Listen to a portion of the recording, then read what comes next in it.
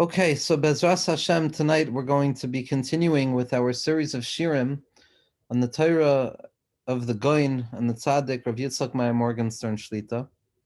And what we're going to be looking at tonight is an akuda that was given over in a Sichos Haran Shir.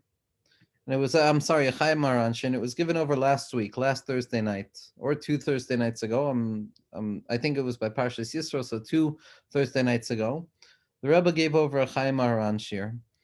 And what the Rebbe was discussing is the fact that very often our desire to come to a tzaddik, the desire for a person to find themselves by a tzaddik, comes with various different reasons. A person sometimes goes to hear Torah, other times a person goes to hear Eitzah, other times a person goes for Shefa or Parnasa, for Bracha, some breaking free of some stuckness that they find themselves in.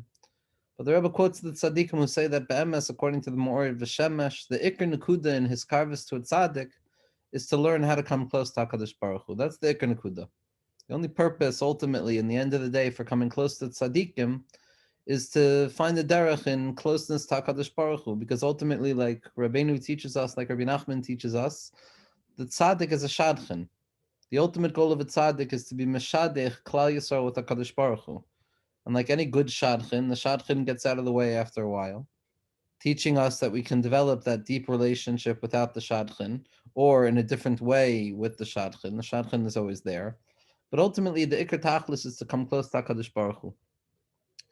And in this discussion, the Rebbe continues to describe, and it's a very real discussion, because ultimately, when a person tries to grab hold of something that they see by a tzaddik, when a person tries to grab hold of some nekuda, or to describe what it is that they see by a tzaddik, what it is that they find by kedusha, what it is that the light is saying to me, ultimately we very often come up empty-handed because our language is no longer capable of describing the insight that a person feels when they have a hiskarvus to HaKadosh Baruch Hu.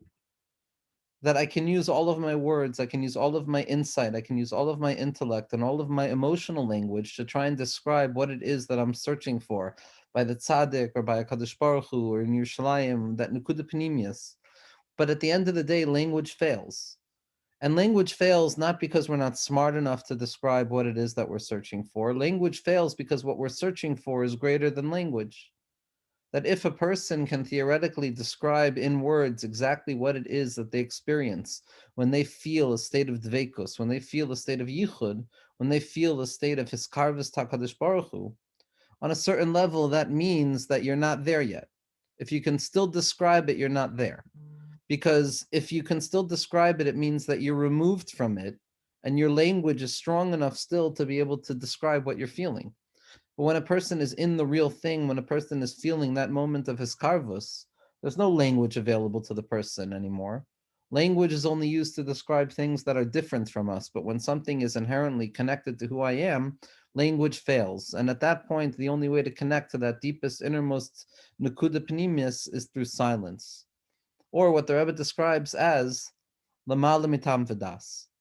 B'derech klal, a person lives their lives in das, trying to understand, trying to know more, trying to use our intellectual prowess, our insight, our knowledge to lay claim to being better or higher above the other on the rung of spiritual growth.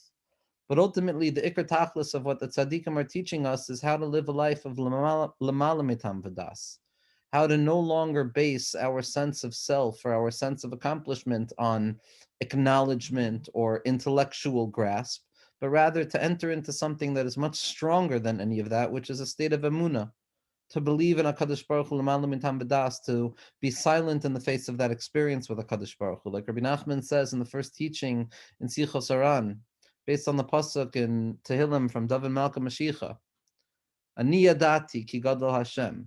Ani yadati, I know. And Rabbi Nachman says, why is David HaMelech saying specifically I? Because my grasp of HaKadosh Baruch Hu is my own and can never be conveyed to another person.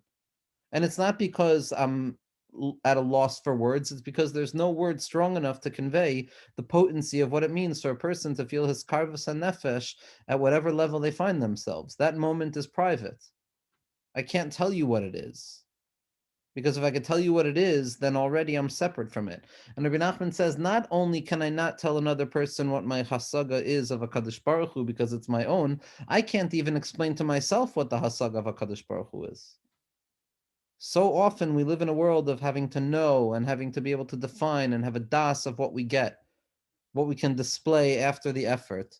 But ultimately, if it's something I can display, then it's separate from me. The deepest gain that a person has on a spiritual level is moving beyond the need for das and learning to understand that in Nakuda Pnimius, that only my heart can understand. And each person understands that in a different way. And to be okay with being silent about it, and to be okay living in a world of Amuna that's Lamala Mitam Vadas. I don't know how it makes sense. It doesn't need to make sense anymore because it's a truth that's deeper than sense. And this we're going to see is the Iker Nakuda in the Derech that the Tzadikim Ha'amitim, the Yechidei Hadoros, try and teach us. How to move along the path of Das and awareness to the ultimate purpose of letting go of Das and awareness and entering into a state of Emuna, which is Lamala Mitam Vadas. A freedom of no longer needing to live my life according to what do I feel right now? Can I define what I'm feeling right now? Is it this or is it that? But rather to surrender myself to the flow and to be present in my own mind and my own heart and my own body to that which is taking place right in front of me. And not to start cheshboning, how am I going to explain this to somebody?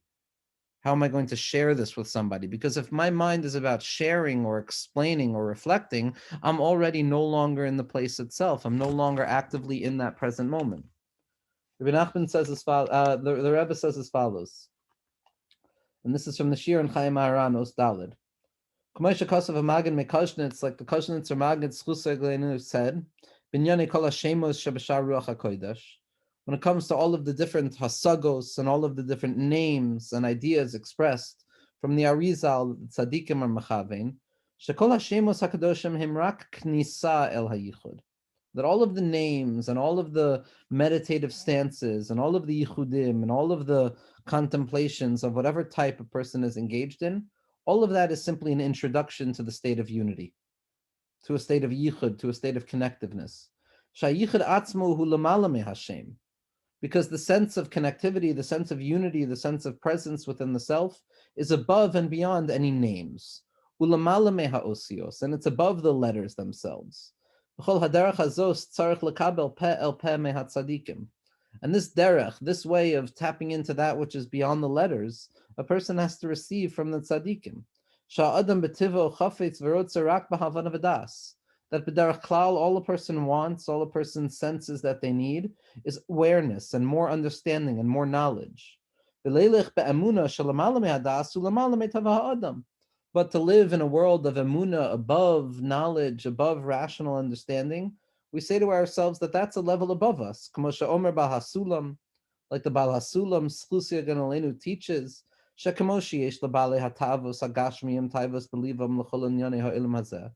that just like people have desires or temptations or addictions to physical pleasures, and their hearts are desiring all of these physical pleasures, so too with regards to those intellectual individuals who also have taivos. They also have desires, they also have addictions, and it's addiction to knowledge, it's addiction to knowing, it's an addiction to intellectual prowess or having or grasping or owning knowledge for the sake of sharing it with another person. All of these things are very similar on a certain level to physical pleasures. But anything, says the Baal HaSulam, that's above our rational grasp, that's above our reasonable willingness to believe in things, is very difficult for me to receive.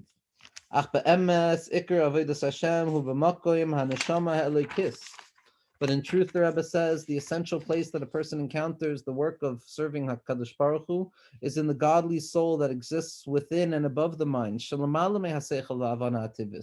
That's above and beyond rational and understandable knowledge. I don't know it in the way that I know other information. I know it in a way that's deeper than knowing other information. The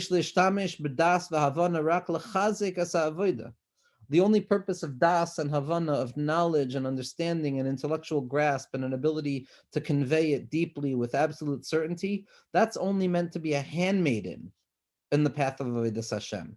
But this is not the essence of what it means to be an Oved Hashem. Because ikar ha'avodah hu b'makom shelamal mehadas. because the essential place of Avodas Hashem is in that place beyond Das. Shahaloi koil inyane hatzadikim shem inyane kavanas hashemos hakadoshim ve'echudim kadoshim. That is it not clear that all of the avodah of the tzadikim, whether it's kavanos, whether it's yichudim, whether it's meditations, whether it's moments of clarity, is it not clear? Hare rubam kakulam heminyanim shalamala mehavana. In the end of the day, most of these things are something that are beyond human grasp, not because of their complexity, but because of the type of information they are. It's a different type of information. It's an experiential information. It's not something that we can grasp intellectually. Umisha davak rak b'havana, and someone who finds themselves attached to the absolute need to understand everything and intellectually grasp everything, and to stand under it, to have some sort of control over it, which is ultimately what the word understanding means, my capacity to stand under something in a sense of ownership. If that's all I'm willing to tolerate in my life, lo yachol lispol darchei avodas hatzadikim, I will not be able to tolerate the work of the tzadikim who seem to live in a world lamala mitam v'das, not being upset by anything, not being bothered by anything. The Rebbe lives in a world lamala mitam v'das. I asked somebody, if the Rebbe gets upset, or the Rebbe was ever upset, and this was a person who was by the Rebbe for a very long time, and he said he never saw the Rebbe get upset. Obviously, the Rebbe reacts, but he said that he one time saw the Rebbe knock over a piping hot, fresh cup of coffee, literally directly onto his body, and not a flinch, nothing. It's l'mala mitam v'das. It's living in a world above rational knowledge. And if a person wants to try and tap in to the avodah of tzaddikim, and that's a maisa from our generation, let alone the maisim from generations prior, and the stubborn faith that these tzaddikim had, the unwillingness to ever say anything bad about the world. In our minds, that's l'mala mitam v'das. Where in the world do you see this light? It's not here. But again, if I believe in l'mala mitam v'das, then I can understand that that's where the tzaddikim are coming from. V'ikra avodas Hashem hu atfila. And in truth, the ikra and avodas Hashem is not Torah, which is an element of das, an element of knowledge, an element of intellectual grasp. But in truth, the essence of avodas Hashem is tefillah, la'avdei b'chol levavchem, to serve HaKadosh Baruch Hu with your entire heart. Ezu avodah shebelev zu tefillah. Chazal tell us, what is this avodah in the leiv? That place that is above understanding, it no longer needs to understand. That's tefillah.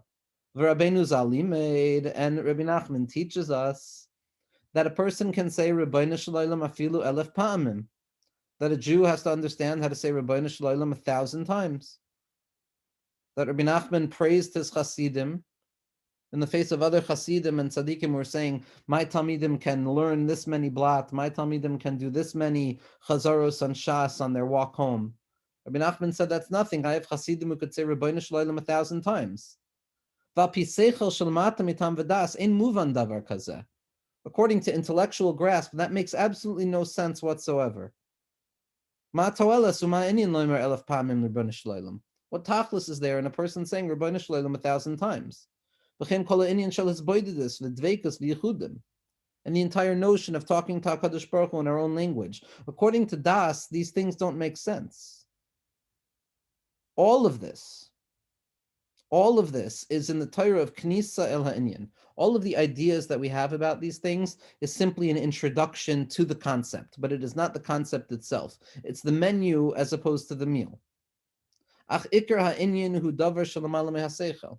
But the essence of the thing, the experience of the thing is lamalam from the seichel. The seichel is just the introduction to it. Kamo inyan ha'emuna shu or gavoa umakiv shameal ha'seichel. Like the light of faith, which is such a lofty and profoundly surrounding light that it's above and beyond the seichel. The seichel has no place in the realm of Amunah. The elasticity of Amunah is amazing because the person can find it anywhere because Das no longer has anything to say here. Al pidas, I'm good, I'm bad. Al pidas, I'm low, I'm high. Al pidas, I'm worthy, I'm unworthy. L'mala mitam v'das, I'm fine all the time because I'm living with HaKadosh Baruch Hu in a state of Amunah. Shu inyan hiskashrus Hashem Yisbarach b'makam gavoa. That in spite of our natural tendency to assume that without knowledge we're not serving HaKadosh Baruch Hu to the best of our ability, in truth, the service of HaKadosh Baruch Hu in that place above knowledge is the loftiest place. It's the place of Keser. Ukaboma mashal gashmi. And the Rebbe gives us a physical, a natural mashal, a metaphor. Shi afsher lefarish lechavera hatam shemargish ba'oicha. I cannot utilize language to properly convey to the other person exactly what it is that I feel when I taste a certain food.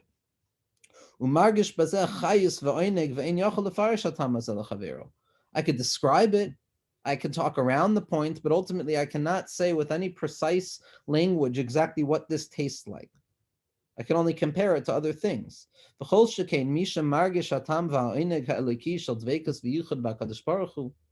the more so somebody who tastes the sweet taste, the sweet pleasure of connectivity to HaKadosh Baruch Hu, of having HaKadosh Baruch Hu to rely on. This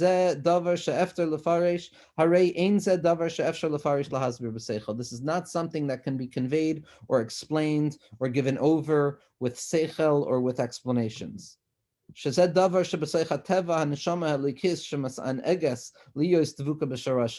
is something that is rooted in the spiritual depths of the soul, that it gains its pleasure from HaKadosh Baruch Hu. It's not an inyan sichli.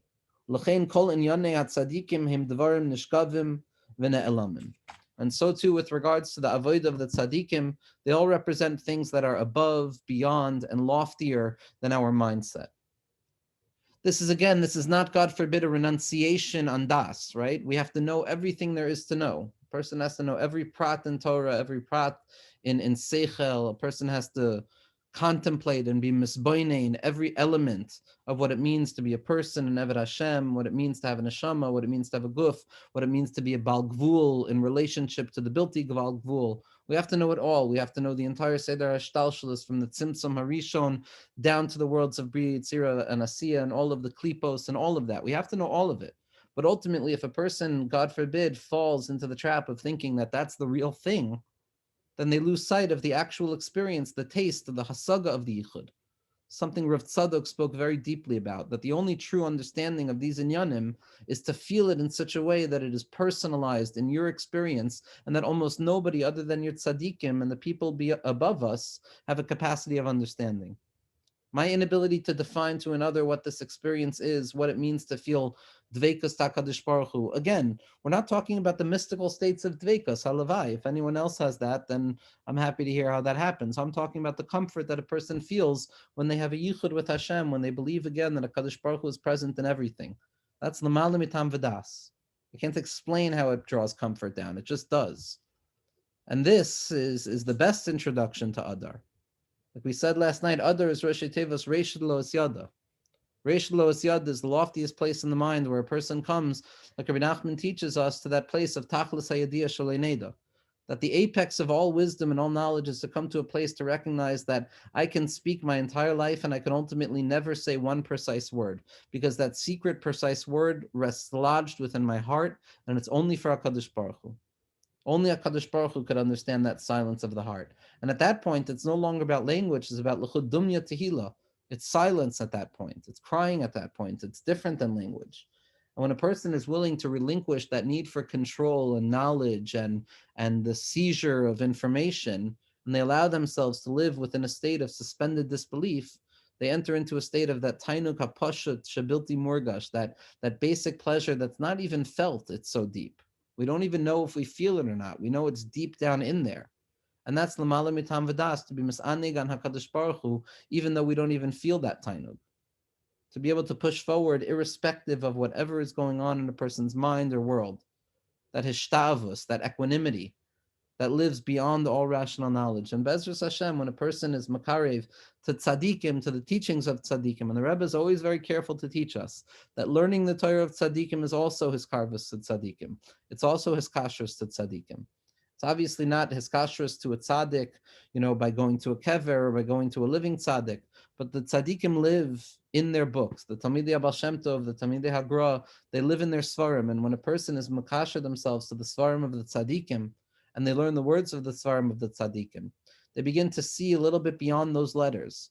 And if you learn the letters of the tzaddikim enough, you begin to tap into the white space in between the letters that the Rebbe says represents that blank space, that inaudible voice of what the tzaddik is truly trying to beckon us towards, that unspeakable experience of connectivity and warmth that can never be conveyed in words.